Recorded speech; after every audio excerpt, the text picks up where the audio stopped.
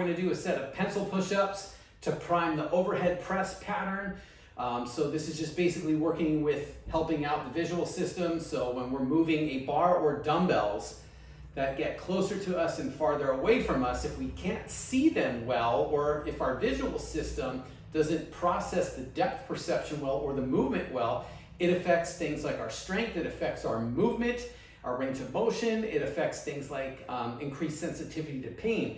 So what we want to do is we want to take a pencil or a pen, just something with the tip of it, and then what we're going to do is we're just going to take your position, your stance, like you would do on a regular dumbbell or barbell overhead press. Stand the same way, just like if you had the weights in your hands.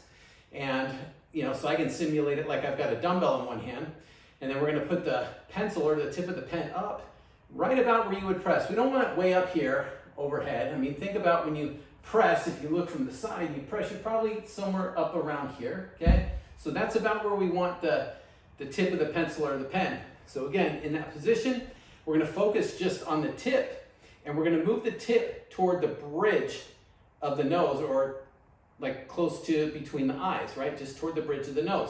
You don't wanna move it up toward the head, don't move it to the tip of the nose. Right in here to the bridge is all we want.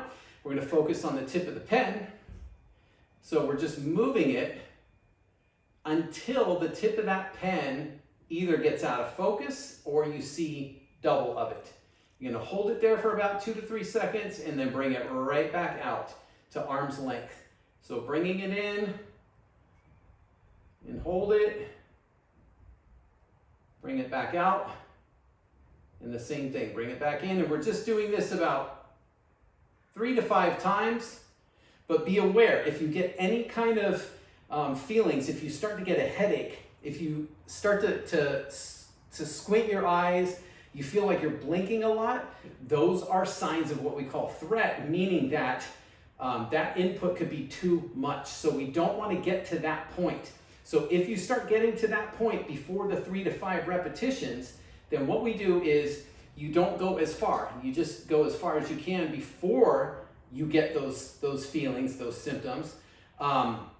So you can do that and or reduce the repetitions as well. Okay, so we want to be able to get at least a good 3 reps in there, no more than 5.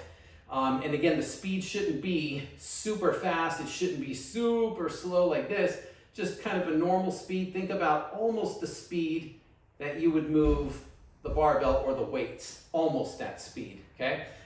So that's what we're looking to do. Monitor for those signs of threat. Do not push yourself into that. If you're getting it, reduce the input, right? Decrease the reps or the range, or both if you need to.